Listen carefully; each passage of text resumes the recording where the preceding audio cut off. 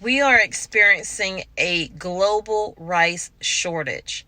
That means this is going to affect more than just the United States. This is going to affect everyone. Hey, what's up, fam? Welcome back to the channel. So I am sitting outside of my oldest daughter's job waiting for her to get here. I had to come to Columbia, South Carolina today, just for a little bit, and I'm dropping some really cute books off for my grandson that I got from my sister. So I thought I would come on and talk about something for a minute.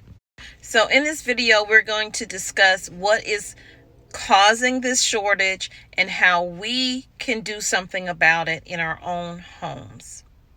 They're saying that this is the worst rice shortage in 2 decades, 20 years. So weather patterns in China and Pakistan are also giving way to why we are dealing with this crisis right now.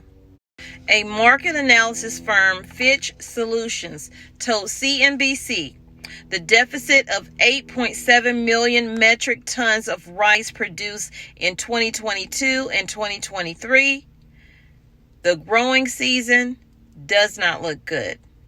So this shortfall is, of course, making prices rise. An average of 17.30 per CWT. I had to see what CWT was. It is a unit of measurement for commodities such as rice.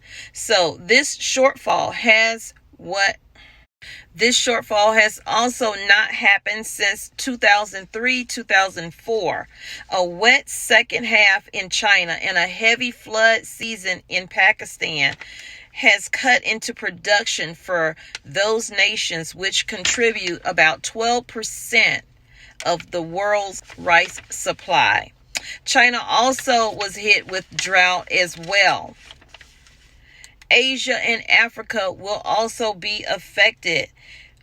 Ways that you can help your family. Stockpiling is so important, you guys. I know you're like, oh gosh, another prepping video. But guys, we need to be preparing.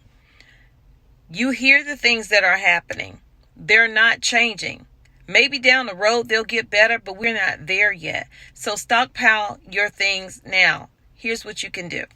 One of my favorite things to stockpile is rice, because rice right now, even though there is a shortage coming in certain areas and already here in other areas, and prices are going to slowly increase, but right now it's still somewhat affordable. So you can buy big bags, 10, 20 pound bags, or you can go to the Dollar Tree or any of those Dollar General type stores and buy them for less and stockpile them. But when you are doing that, follow these things so that you're not having a whole bunch of bugs come in your house. Okay, so when I buy mine, what I do is I throw it into the freezer. I leave it in there. Sometimes I forget it's in there, just like I do with my flour. I don't want any bugs in my food. So in the processing, that tends to happen, but you can kill them by freezing those items. Technically, you're not freezing, like it's not going to be rock hard, solid like that, but you're killing off any bugs that may have been in that processing facility that they sent the rice or the flour, whatever it is you're storing through.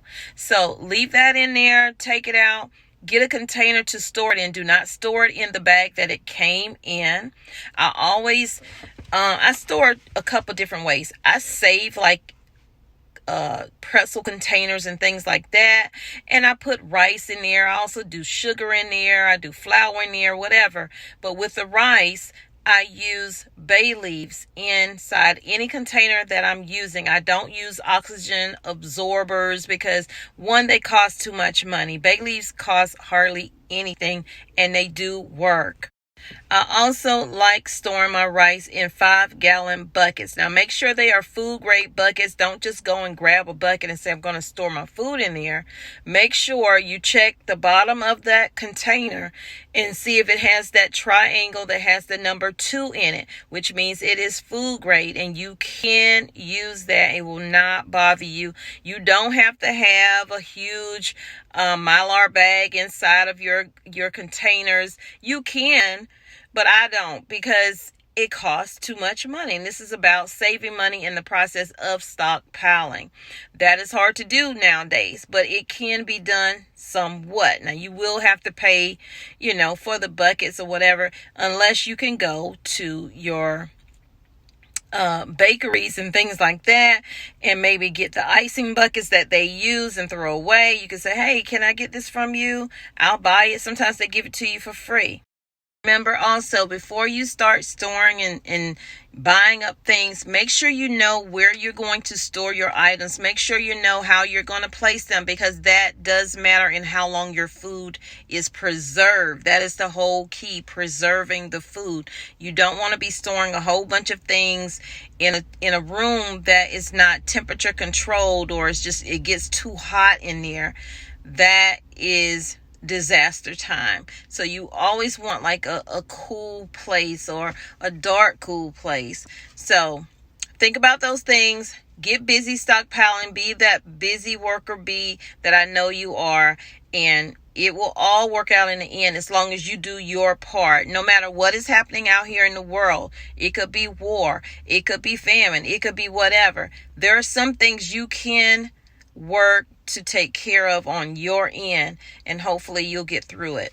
So God bless you. Remember, I love you, but God loves you more. He created only one you. Be the best you that you can be, and when you are, go out and spread God's love. Peace, love, and light. Thanks so much for being here on Time, Miss Carolina Homestead. Smooches.